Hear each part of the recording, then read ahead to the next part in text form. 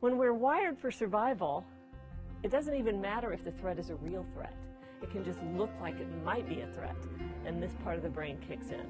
These old patterns creep up, and then what she does in an informing way, non-threatening way, she puts these little labels on there so you can recognize that. And I like that. But this part of the brain, when we feel threatened in any way, shuts down.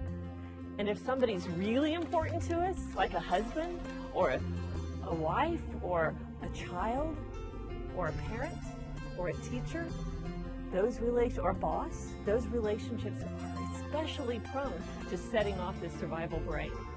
This is a really good subject matter that she could take into workplaces, because people going into work, you know, they take in the baggage and they do a terrible job that day because they can't let go of whatever it is, you know, they can't get past it. Setting off this survival brain.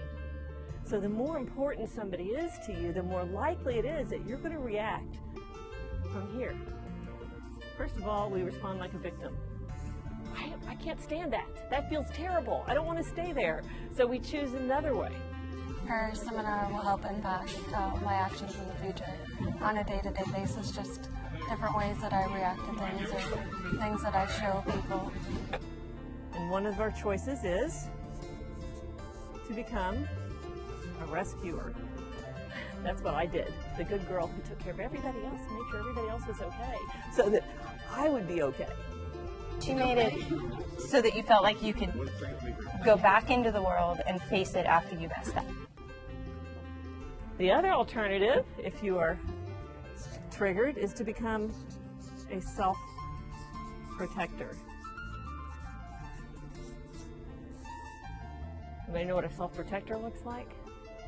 These are the three ways our brain knows to react. That's it. That's the only choices we have are those three ways. That's all our survival primitive brain knows. When blame starts, you start into that cycle of having to self-protect, rescue, or just lay down and hope somebody else will take care of you. She reinforcements some of the things that you may have been taught a long time ago with a new, fresh delivery. I like that. I'm going to be doing some stuff like that. I have her book, so I get to read it and I get to refresh myself. Put notes on it. Trust all the time that you have in you things that are valuable, that are unique, that nobody else has, that only you can give. Show up with that part of you present. Don't hold it back.